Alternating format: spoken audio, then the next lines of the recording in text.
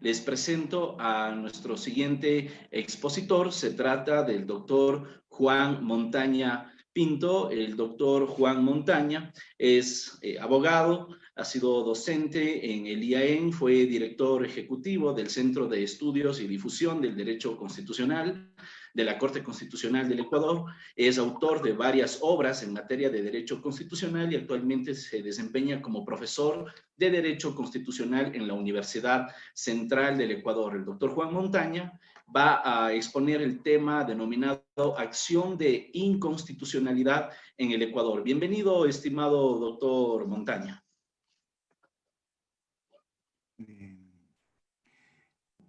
Damián, buenas noches a todos los que nos observan y nos escuchan.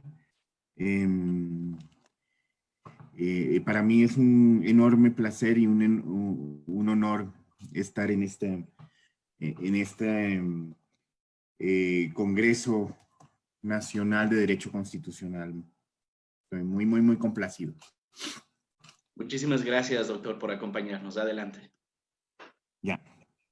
A ver. Voy a intentar poner unas diapositivas antes de comenzar. A ver, un momentito. Si lo logro.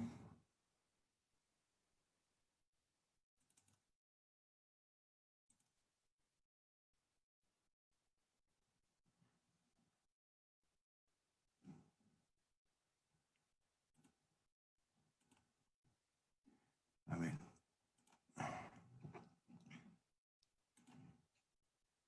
Compartir pantalla.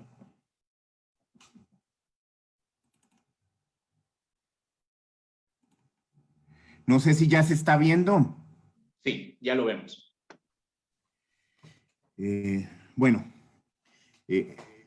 luego de agradecer a los organizadores, al doctor Damián Armijos por la invitación y a todos ustedes por la paciencia que tendrán, voy a comenzar sin más en mi explicación, una breve ponencia sobre la acción pública de inconstitucionalidad en el Ecuador, ¿no? La he titulado 12 años de acción pública de inconstitucionalidad en el Ecuador. Y para ello quiero tratar con ustedes 4 temas. Primero, hacer una aproximación lo más breve y sintética posible sobre el control abstracto de constitucionalidad y su contexto. Luego, digamos, el contexto teórico general de cualquier ordenamiento jurídico positivo. Luego, el control abstracto en el Ecuador, cómo se ha definido este control abstracto en el Ecuador, para luego ya aterrizar en el centro de nuestra ponencia, que es la explicación de la acción de inconstitucionalidad. En relación de la acción de inconstitucionalidad voy a tratar a su vez 2 temas. Una aproximación histórica, unas breves apuntes sobre la acción de inconstitucionalidad, acción pública de inconstitucionalidad y su historia, y luego cuál es la regulación que hay de la acción pública de inconstitucionalidad tanto en la Constitución como en la Ley Orgánica de Garantías Jurisdiccionales y Control Constitucional que nos rige en el Ecuador desde el año 2009. Bien. En relación con lo primero, el control abstracto de constitucionalidad, deberíamos, digamos, comenzar haciéndonos una pregunta. ¿Qué es la jurisdicción constitucional, no? La jurisdicción constitucional, hay muchas definiciones, pero podemos definirla como aquella parte del derecho procesal, y específicamente del derecho procesal constitucional, que a su vez también es una disciplina jurídica autónoma, de acuerdo con ciertos autores, especialmente latinoamericanos, ¿no? Es una parte del derecho procesal constitucional que se encarga de desarrollar aquellos instrumentos, tanto administrativos como jurisdiccionales, requeridos para lograr la efectividad, la eficacia del derecho a la tutela judicial efectiva, en lo que tiene que ver con problemas estrictamente constitucionales. Entonces, es la parte del derecho procesal que se ocupa de hacer efectiva la tutela judicial efectiva para la resolución de problemas constitucionales. Y particularmente en relación con la garantía de la supremacía de la Constitución. Entonces, en definitiva, la jurisdicción constitucional vincula a cualquier procedimiento judicial que tenga por objeto garantizar la observancia de la Constitución y los valores implícitos en esta Constitución. En ese contexto, ¿cuáles son los principales procesos constitucionales? Los procesos constitucionales, aparte de la magistratura constitucional y aparte de, digamos, otros temas, los procesos constitucionales son la parte fundamental del derecho procesal constitucional. Y son de dos tipos. Hay dos tipos de procesos constitucionales. Aquellos vinculados al afianzamiento y a la garantía de los derechos, lo que se llama en la doctrina italiana la jurisdicción constitucional de la libertad, ¿no? Y aquellos procesos constitucionales encargados o que buscan asegurar la supremacía de la Constitución frente al resto del ordenamiento jurídico. Esos procesos también hay unos destinados a la adecuación del ordenamiento jurídico a los mandatos de la Constitución y también hay otros vinculados a la resolución de conflictos de competencia, es decir, conflictos vinculados con la parte orgánica de la Constitución. Bien, entonces, si nos vemos, si aterrizamos y nos circunscribimos a los procesos constitucionales que aseguran la supremacía de la Constitución frente al resto del ordenamiento, ¿no? Tenemos, o ya aterrizamos en algo que es importante para nosotros, que es el control abstracto de constitucionalidad. ¿Qué es el control abstracto de constitucionalidad? El control abstracto de constitucionalidad es aquel ejercido por la magistratura constitucional o la justicia constitucional en relación con las normas jurídicas, ¿no? No en relación con casos concretos, sino en relación con normas jurídicas. Por eso se denomina abstracto y porque fundamentalmente se realiza con independencia absoluta de la aplicación concreta de las normas a un caso. En ese sentido, tenemos que aterrizar en una siguiente cuestión, que es ¿cuáles son los tipos de control abstracto? En la teoría constitucional o del derecho procesal constitucional nos enseña que hay tres tipos de control abstracto de constitucionalidad, es decir, el control que se realiza en relación con la convergencia de las normas jurídicas con el ordenamiento constitucional. Hay tres tipos. En primer lugar, el control posterior. En segundo lugar, el control previo. Y en tercer lugar, un control especial que es el control automático. El control posterior es la regla general y se realiza con posterioridad, como su nombre lo indica, a la entrada en vigencia de la norma objeto del control judicial de constitucionalidad. El control previo, por su parte, es anterior a la entrada en vigencia del ordenamiento y previo a cualquier procedimiento de aplicación de la norma. Y luego el control automático puede ser previo o posterior, pero tiene una particularidad y es que no requiere el ejercicio del derecho de acción. Es por esa característica de naturaleza oficiosa. En relación con el control abstracto en Ecuador, ¿no? Vamos de lo más general a ya particularizar algunas cosas. El objeto del control abstracto en el Ecuador es revisar la constitucionalidad de la actividad del legislador, ¿no? Digamos, le oía al profesor Guerrero hace un momento en su brillante exposición en la parte final, que decía que, digamos, la diferencia esa entre poder constituyente originario y poder constituyente derivado, ¿no? El objeto del control abstracto es revisar, ¿no?, actividad de unos titulares del poder constituyente derivado, que es justamente el legislador. Y en esa medida, yo, digamos, entiendo que si bien en relación con la pregunta que se le hizo al profesor Juan Francisco Guerrero, que si bien no es lo mismo el poder constituyente y de configuración de la Constitución que tiene el titular del poder constituyente primario que la Corte Constitucional, yo creo que no es...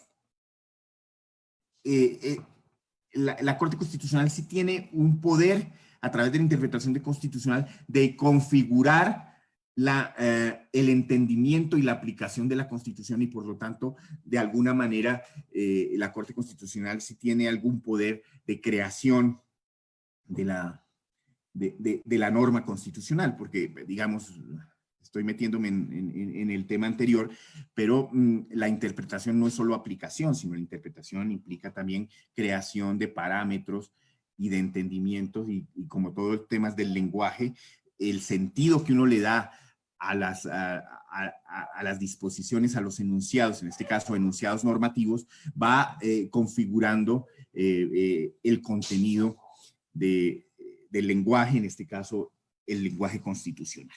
Pero bueno, entonces el control abstracto de constitucionalidad, su objeto es el control de la actividad creadora del legislador. Y hemos dicho, hay tres tipos de control: el control posterior, el control previo y el control automático. El ejemplo de control posterior en la Constitución del 2008 es la acción pública de inconstitucionalidad, que se ejerce respecto a actos normativos generales, actos administrativos de carácter general y también en relación con la inconstitucionalidad por omisión. Y luego también hay un control posterior en relación con la inconstitucionalidad de normas conexas del artículo 436, numeral 3 de la Constitución, y el control constitucional de los estados de excepción, que es posterior, ¿no? 436, numeral 8. La Corte Constitucional revisa la constitucionalidad del estado de excepción una vez decretado por el presidente de la República ese estado, ¿no? Bien. En relación con el control previo se explica porque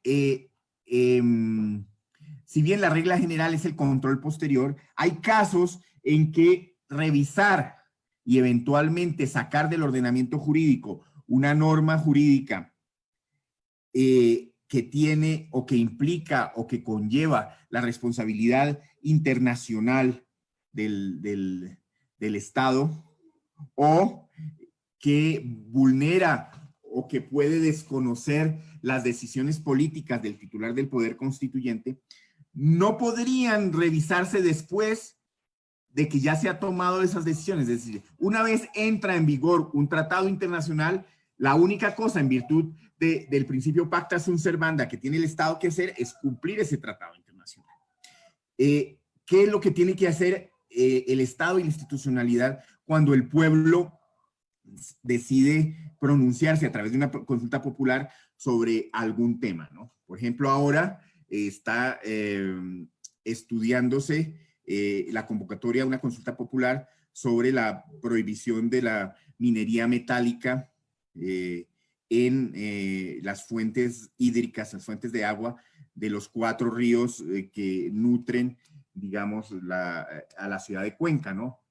Los 4 ríos de Cuenca tienen unas cuencas en la parte de arriba de los páramos y ahí hay prospecciones geológicas importantes de yacimientos de minerales metálicos. Entonces, digamos que la población en Cuenca y también, entiendo yo, el GAT municipal de Cuenca están empeñados en que se prohíba, a través de una consulta popular, la explotación de minería metálica a mediana y gran escala en esas fuentes hídricas, ¿no? Entonces, ¿qué pasaría si se hace una consulta popular, se prohíbe la explotación de minería metálica en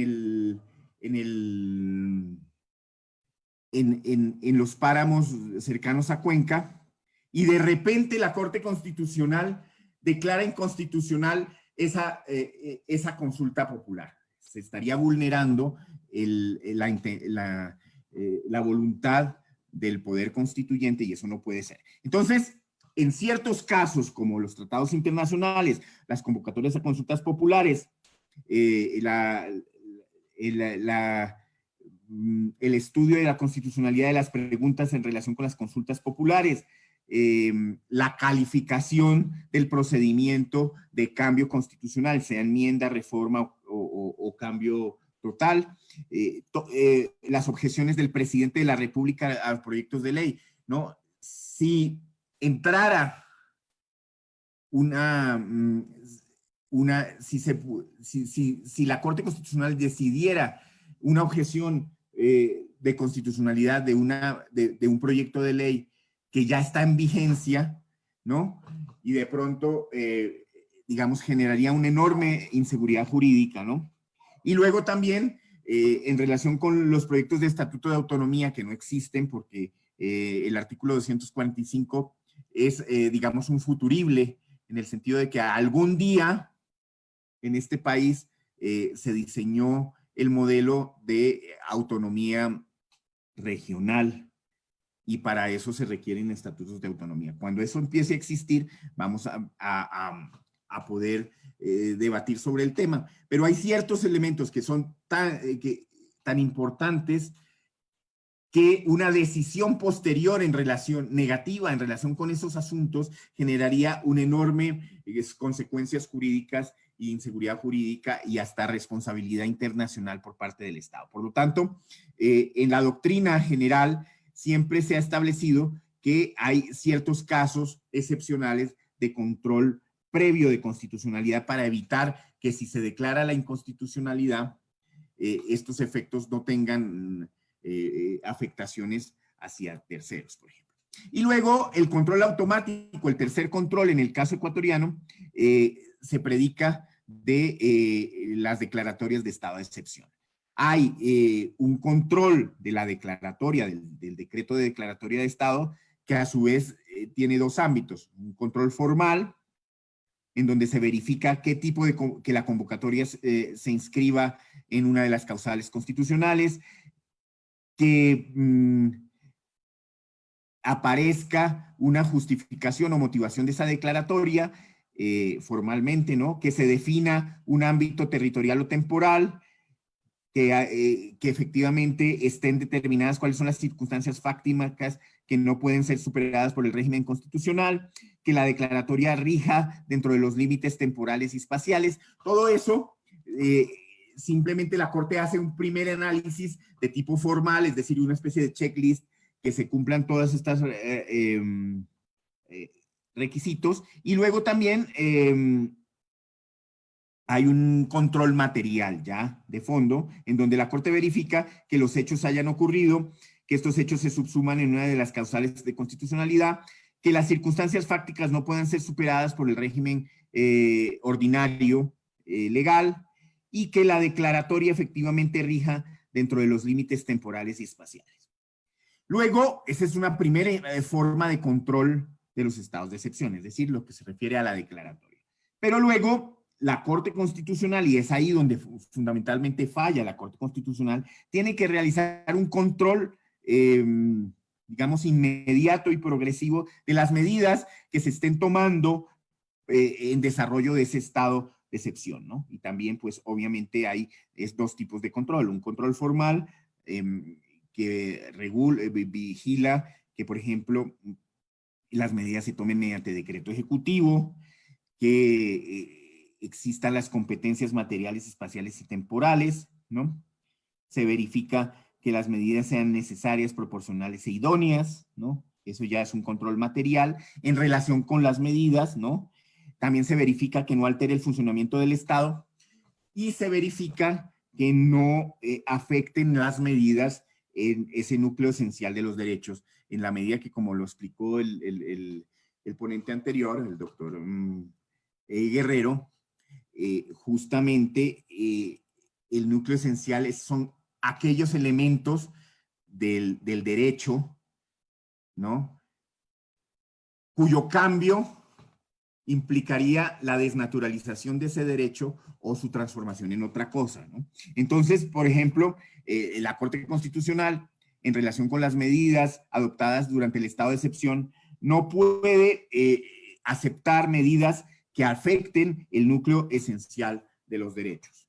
Puede aceptar otro tipo de medidas, pero no eso.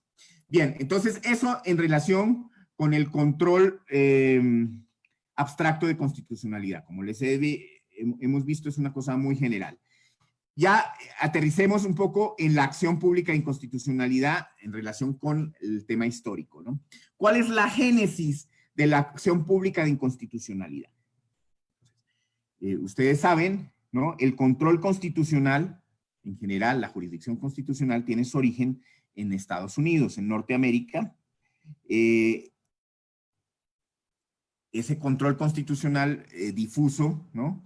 A partir del caso Marbury versus Madison, y luego también en la Constitución de 1888-87 hay ciertos antecedentes, y la jurisdicción constitucional, ¿no? Entendida como tal, tiene ancestros europeos, ¿no? En la idea de que exista una...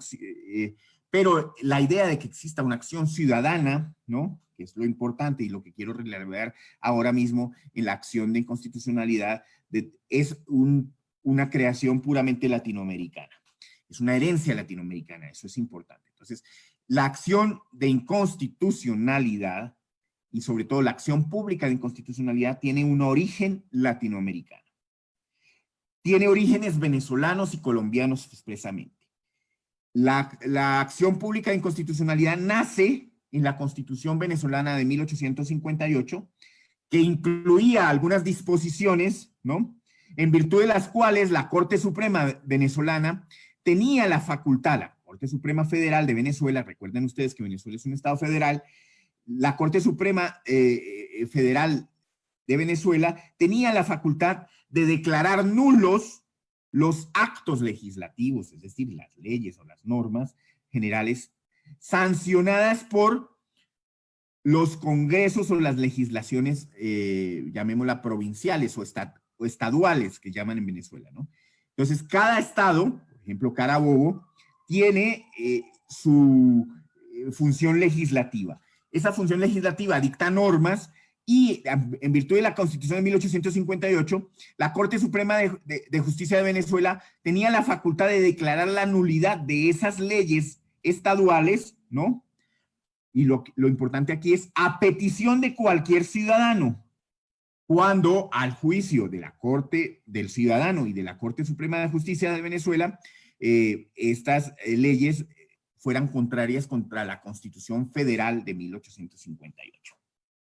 Bien, esa Constitución de 1858 en Venezuela tuvo un escaso predicamento normativo, como todas las constituciones latinoamericanas del siglo XIX, que eran más bien enunciativas, más bien declarativas, pero que no tenían un carácter normativo claro. Y rápidamente, en 1861, esa constitución deja de regir. Pero el influjo teórico de esa constitución sí que es importante. Y ese influjo teórico se refleja en Colombia, el país del lado, ¿no? En donde se recoge la idea de una acción ciudadana de inconstitucionalidad, de competencia también de la Corte Suprema, ¿no?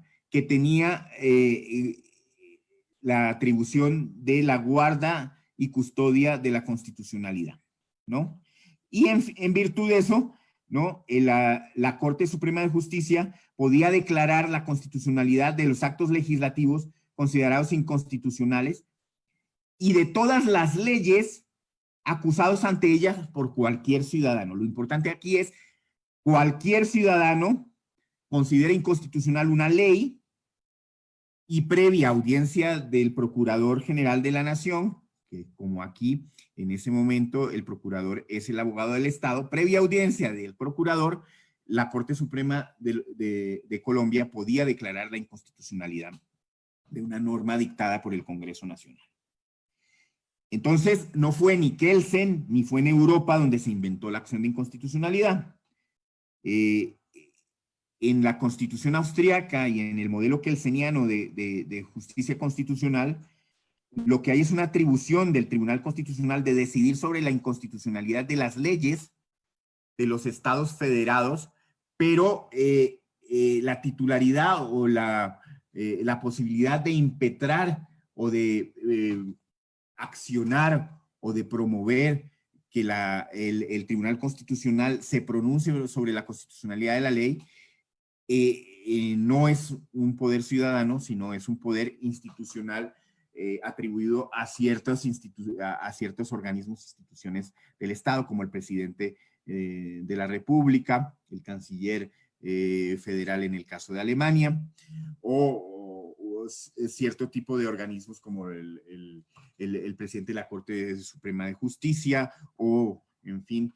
Pero aquí lo importante entonces, y por ahí resaltar el génesis latinoamericano de la acción de inconstitucionalidad, es que en primer lugar es una acción, ¿no? Es decir, es un derecho, es el ejercicio de un derecho de acción, que es el derecho de acción, recuerden ustedes, es la posibilidad que tenemos los ciudadanos de acudir ante el Estado para que se resuelvan determinados conflictos jurídicos o que el Estado resuelva sobre determinadas pretensiones que tenemos. En este caso, la pretensión es garantizar la supremacía de la Constitución. Y en ese sentido, digamos, este es importante el dato, hay una génesis latinoamericana, particularmente venezolana, de la acción pública de inconstitucionalidad. Esa acción pública de inconstitucionalidad se desarrolló más que en Venezuela, en Colombia de manera muy importante, y de Colombia, en el año 2007-2008, la trajimos al Ecuador. Digamos que de las múltiples influencias que sufrió la Constitución del 2008, en este caso, en función del desarrollo de algo que se llama la agenda democrática de la Constitución. En la Constitución se justaponen distintos intereses y distintas agendas políticas. Una de esas agendas políticas era la agenda democrática, que implicaba la democratización y la profundización de la democracia en toda la institucionalidad ecuatoriana nueva. Y una de las herramientas que se discutieron para justamente darle legitimidad a esa función de control constitucional. Ustedes saben que desde su origen en la Constitución de 1887 siempre se ha acusado al control constitucional de tener un déficit democrático, ¿no? Lo que se llama la objeción contramayoritaria. Y entonces, en la discusión constitucional ecuatoriana, una de las herramientas que se discutieron justamente para digamos, limitar o disminuir esa objeción contramayoritaria era la manera de hacer más democrático el control constitucional. Y la forma de hacerlo más democrático fue incorporando al ordenamiento jurídico ecuatoriano la acción pública de inconstitucionalidad, trayéndola del modelo colombiano. Bien. Entonces, hablemos un poquito de la acción pública en Colombia. En Colombia, después de la reforma de 1910, recuerden ustedes que antes de la Constitución de 1991, Colombia tuvo una constitución expedida en 1886, que duró muchos, muchos años y que sufrió unas importantes reformas en algunos momentos. Hay 4 importantes reformas: la de 1910, la de 1936, la de 1945 y la de 1968. En la reforma de 1910, ¿no?, se establecieron o se modificó la Constitución para incorporar, ¿no?, incorporar la posibilidad de que en Colombia hubiera una acción pública de inconstitucionalidad que se ejercía ante la Corte Suprema de Justicia, ¿no? Y lo que se ha hecho después de 1991 es que esa acción pública de inconstitucionalidad se ha ido fortaleciendo, porque no solamente cobija a la ley en sentido formal, sino que a través de ella se puede controlar la constitucionalidad de cualquier acto normativo o administrativo o reglamentario que tenga fuerza de ley material. Aquí una discusión que siempre hay es si el artículo 436 de la Constitución, los numerales 2 y 4, el constituyente cometió un error, porque se discute si existe la categoría esta de acto administrativo de carácter general, o si el acto administrativo de carácter general en sí mismo no es más que una norma jurídica, y que por lo tanto cabría en la definición de acto normativo del numeral 2. Teóricamente, digamos, los críticos a esa norma tienen razón, es decir, un acto administrativo de carácter general es una norma jurídica y por lo tanto no se requiere hacer esa diferenciación. Pero ya que el constituyente, digamos, cometió el error de hacer la diferenciación, que es una diferenciación vinculada, entiendo, con la historia del derecho positivo ecuatoriano, pues ya no hay discusión y simplemente cuando se trata de controvertir la constitucionalidad de un acto normativo, digamos, emanado de una ley en sentido formal, utilizamos el artículo 436, numeral 2, y si es la discusión de un acto administrativo de carácter general, ¿no? Como por ejemplo, la circular 003. Yo tengo esa experiencia última porque yo preparé la demanda de inconstitucionalidad de la circular 003 en relación con la vulneración de, digamos, las garantías institucionales digamos, a la intangibilidad del presupuesto de las universidades públicas. Entonces, ahí, ¿cuál era el acto normativo?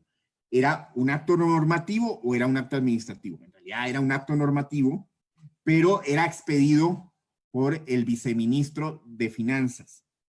Por lo tanto, y se hacía a través de una circular que tenía efectos generales. Entonces, ¿por dónde interpusimos la demanda? No la interpusimos como acto normativo del numeral 2, sino la interpusimos como un acto administrativo general del numeral 4. Digamos que en términos teóricos esa distinción no tiene sentido. Hay algunos profesores de Derecho Constitucional aquí en el Ecuador, por ejemplo Santiago Machuca, que sostienen que eso es una aberración jurídica hacer esa distinción, pero en realidad como la Corte, como la Constitución y el constituyente hicieron esa distinción, pues hay que aplicarla y digamos que los abogados lo más aconsejable es, estando o no estando de acuerdo con una postura teórica que se refleje en una norma, lo que hay es que aplicar la norma. Entonces, no hay que hacer esa distinción. Bien, doctor, entonces... perdón, nos quedan 3 minutos. Uy, bueno, entonces nada. Voy entonces a hablar sobre los argumentos en favor de la existencia de la acción pública e inconstitucionalidad. Entonces, a pesar del mantenimiento de la objeción contramayoritaria, la existencia de la acción pública e inconstitucionalidad le da legitimidad, una legitimidad de origen, a la función del control constitucional, pues ésta se transforma en un escenario de participación ciudadana, en un escenario y en un mecanismo de participación ciudadana, en un mecanismo de deliberación y de diálogo político y público sobre la salud del Estado y de la Constitución. La acción permite la expresión de la defensa de los intereses de las minorías políticas, ¿no?, en el plano de la discusión jurídica constitucional. Además, asegura la democracia sustancial en la discusión y defensa de los valores públicos que están vinculados a la existencia de la Constitución, y permite la protección de esas esferas de lo indecidible en relación con las decisiones de los poderes públicos. Bien. Entonces, en el Ecuador, el control abstracto de constitucionalidad de los actos normativos no era concebido como un derecho o como una acción, sino como una garantía institucional. Esta concepción se refleja en muchas constituciones, particularmente en 1945, en 1998, ¿no? Y por lo tanto la capacidad procesal se limitaba al presidente de la República, al defensor del pueblo y al presidente de la Corte Suprema de Justicia. En el debate constituyente, como mencioné, como un elemento de esa agenda democrática y de democratización de la justicia constitucional, se planteó la idea de importar la figura de la acción pública desde Colombia. Las razones de esa importación tenían que ver con el fortalecimiento de la legitimidad de ejercicio de ese nuevo órgano de control constitucional que era la Corte Constitucional. Bien. ¿Cuál es el alcance de la acción de inconstitucional? Abarca temas como leyes y decretos con fuerza de ley, evidentemente, las enmiendas y las reformas constitucionales, los actos normativos y administrativos de carácter general y las resoluciones legislativas aprobatorias de los tratados internacionales. Ese es el ámbito material de la acción. En cuanto a la legitimación activa, la acción de inconstitucionalidad en el año de la Constitución del 2008 es una acción popular. Esa es su principal novedad. Se trata de una acción popular en virtud de la cual cualquier persona, sea natural o jurídica, pública o privada, ¿no? Persona individual o colectiva, sin que tenga interés específico en el tema, puede impetrar la acción de inconstitucionalidad. La demanda puede ser presentada individualmente o de manera colectiva y cualquier persona puede intervenir a través de lo que se llama el amicus curia, ¿no? ¿Cuál es el procedimiento? La demanda de inconstitucionalidad se puede presentar por cualquier persona directamente ante la Corte Constitucional, quien deberá revisar inicialmente si cumple con los requisitos formales establecidos en el artículo 79 de la Ley Orgánica de Garantías, que establece los requisitos de la demanda.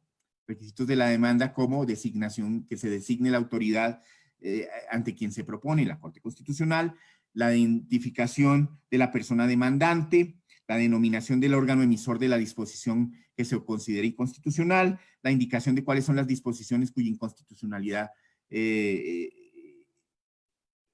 se establece o se determina, los fundamentos de la pretensión, ¿no? Que son los argumentos jurídicos que soportan la acusación de inconstitucionalidad, y por supuesto estos temas para notificaciones y firmas de responsabilidad que son obvias, ¿no?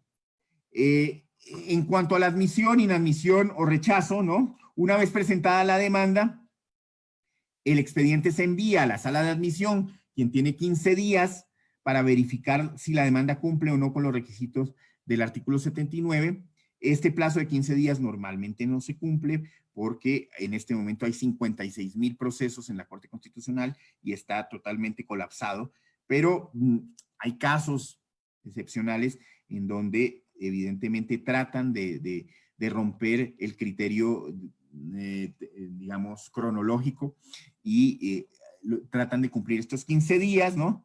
Si la demanda cumple con esos requisitos formales del artículo 79 de la admisión de la demanda, admiten la demanda, ¿no?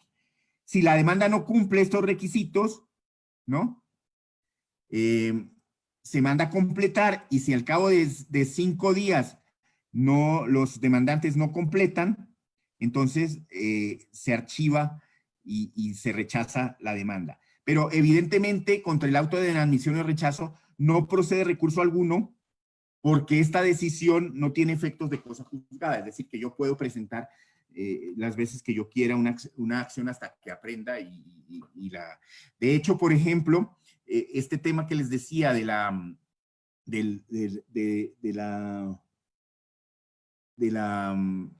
petición de consulta popular sobre el agua, la han presentado 4 veces y al final, la última vez, les admitieron el procedimiento.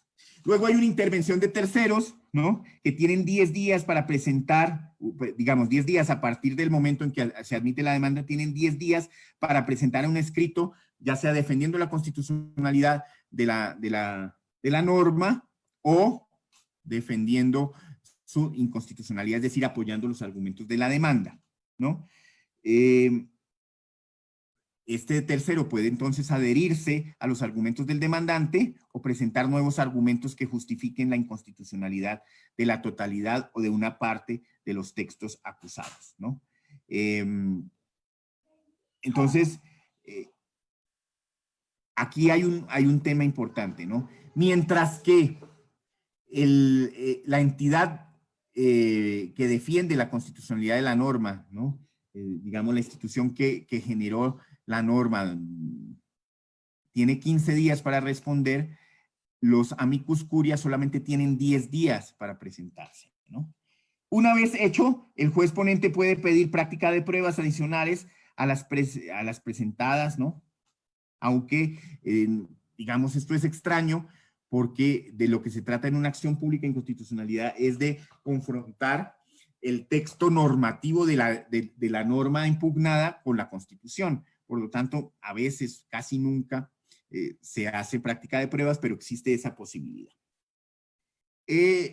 Y con eso terminamos, ¿no? Luego se elabora la ponencia, el juez sustanciador debe enviar el resto a los jueces constitucionales para que realicen sus observaciones, incorporar las observaciones de los demás jueces, ¿no? El pleno debatirá y tomará la decisión sobre la constitucionalidad e inconstitucionalidad en forma de sentencia, que puede ser, y tal vez ustedes lo vayan a ver más adelante, una sentencia estimatoria, desestimatoria o modulativa, ¿no?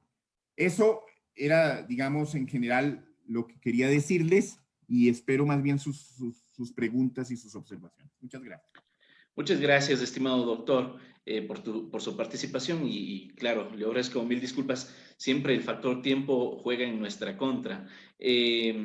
Precisamente en virtud del tiempo voy a sintetizar dos preguntas. La primera es, ¿cuándo es posible solicitar la suspensión de la norma cuya inconstitucionalidad ha sido demandada? Y la otra pregunta es si la sentencia de inconstitucionalidad puede tener efectos retroactivos. Eso, doctor. Ya. Bien. En virtud de que no alcancé a elaborar adecuadamente, se me pasó un tema importante, que es el de decir que en el ordenamiento procesal constitucional ecuatoriano existe la posibilidad de solicitar medidas cautelares, ¿no? Se llaman medidas cautelares, ¿no? En relación con la mayoría de las garantías jurisdiccionales de los derechos y también en relación con el resto de procesos constitucionales, incluyendo la acción de inconstitucionalidad. En cuanto a la acción de inconstitucionalidad, ¿no? Se puede solicitar, evidentemente, en el momento de la demanda. El amicus curiae puede solicitarlo en el momento de la presentación del escrito de amicus curiae. Entonces es hasta el momento de la presentación, durante los 10 días siguientes para los amicus curiae y también hasta los 15 días, porque digamos, la institución responsable de la emisión de la norma cuya inconstitucionalidad se demanda, tiene 15 días para responder la demanda. El último plazo para pedir la suspensión provisional y la medida cautelar de la norma demandada son los 15 días hábiles que tiene para contestar la demanda. Entonces, hasta ahí tendría la posibilidad. Y a pesar de que normalmente la resolución de la suspensión, o sea, en las demandas se solicita como parte del libelo de la demanda, se solicita la suspensión y normalmente, por regla general, la Corte Constitucional, la Sala de Admisión de la Corte, resuelve en el auto de admisión si admite o no admite la suspensión provisional, ¿no? Eso es la regla general, pero en términos estrictos, la persona que presenta una amicus curiae podría presentar y reiterar la solicitud de medidas cautelares y también hasta el momento en que se conteste o que se presenta el escrito de contestación del emisor de la norma. Eso en cuanto a lo primero, espero haber contestado. En cuanto a la segunda, ¿cuáles son los efectos de la sentencia? Los efectos de la sentencia, todas las sentencias, por regla general, digamos, son ultraactivas, es decir, que se aplican hacia el futuro. Los efectos de las sentencias de inconstitucionalidad, en principio, son hacia el futuro, ¿no? Pero, excepcionalmente, y la Corte Constitucional puede establecer para efectos de garantizar la seguridad jurídica y los derechos de terceros, puede establecer efectos no ultraactivos, es decir, tanto retrospectivos como retroactivos. ¿Qué son los efectos retroactivos? Es decir, que una norma o una decisión posterior tiene efectos respecto de cuestiones que se produjeron en el pasado y que ya terminaron sus efectos. Eso es el efecto retroactivo. Y el efecto retrospectivo es que normas ya derogadas pueden volver a tener eficacia jurídica en virtud de las decisiones de la Corte en su sentencia. Entonces, reitero, por regla general, el efecto, y yo diría que debe procurarse que los efectos de la declaración de inconstitucionalidad sean hacia el futuro. Por regla general es así, pero perfectamente puede tener efectos retroactivos. Por ejemplo, un ejemplo de efecto retroactivo es la sentencia del matrimonio paritario. Esa sentencia tiene efectos retroactivos, ¿no? Bien, esas tal vez las dos preguntas. Si hay otra o un comentario, cualquier cosa, podemos. Excelente, mi estimado doctor. Muchísimas gracias por habernos acompañado y esperamos contar con su participación en futuras ocasiones. Ok, muchas gracias, ¿no? Gracias, doctor. Hasta pronto.